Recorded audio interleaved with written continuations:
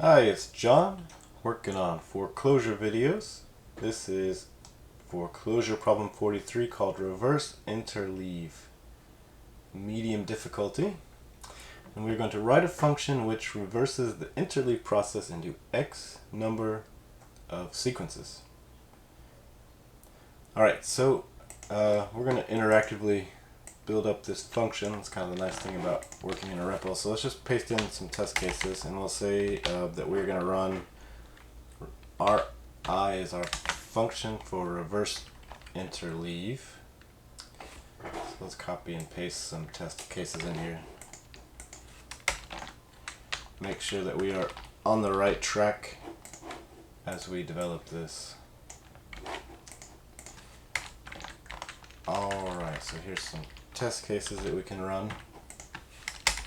Let's go ahead and define the function Ri, and it will take in a sequence and a number of subsequences. Alright, so we can define that. Okay, so everything's working. So let's go ahead and define how we're going to do this. My idea is to write a nested for loop, and basically we're going to iterate over this whole range twice, and then anytime the current value fits within the current list, then we'll take it. Otherwise we'll put in nil, and then we'll filter out the nils. Then we'll have a list with everything in the right order, and then we can just partition it into the right number of lists. Okay, so let's write a for loop, and we'll just do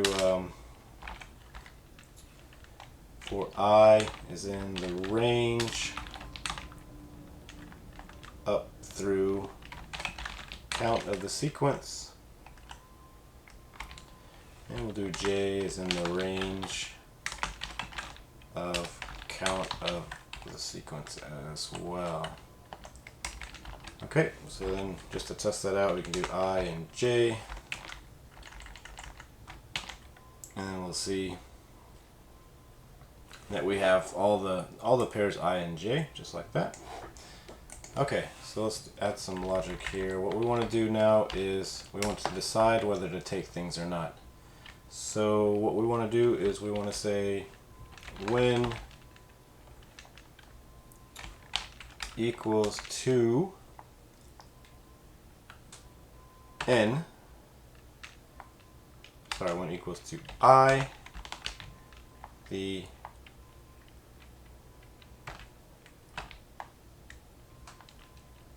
modulo of j and n.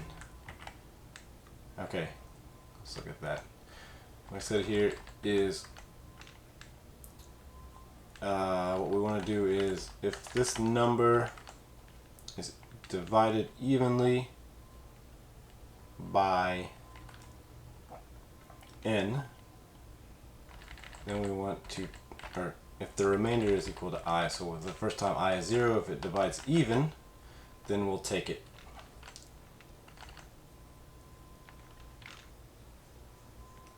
Okay, so the way to take it is to say nth of s, and we will take j.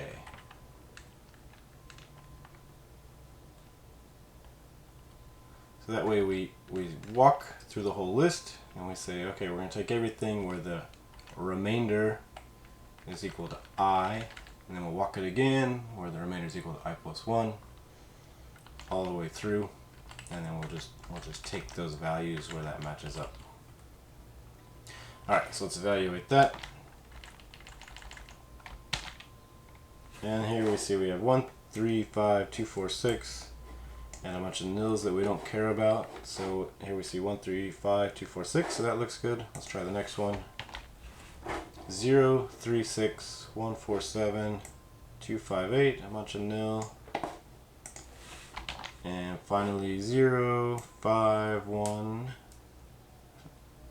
0, 5, 1, 6, 2, 7, a bunch of nil. Okay, so it looks like, aside from having a bunch of nils, that puts all our values in the correct order. Alright, so let's go ahead and do a threading macro so that we can take that list, and we want to filter it.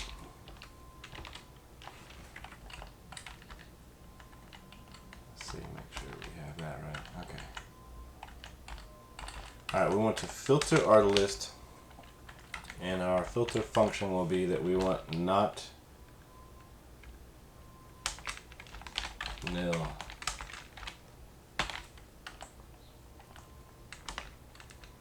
Okay, so we're going to take all the ones that are not nil.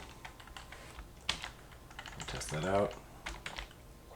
Let's see if that works. Okay, and now we can use our handy partition function. And we know that we want to take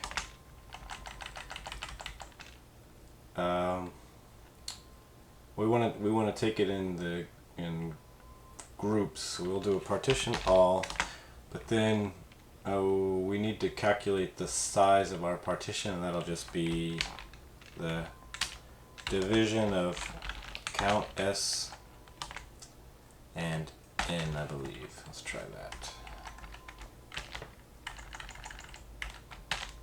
There we go, 135,246, that looks good. 036,147,258, that looks good. And 0516273849. Alright, so that looks like all the right stuff. So let's go ahead and just call this a function. And we can copy and paste that into the website and test it. And we got all the right answers. So now I'm excited to go look to see what other people have done, because I bet there are better ways to do this. Well, thank you for watching.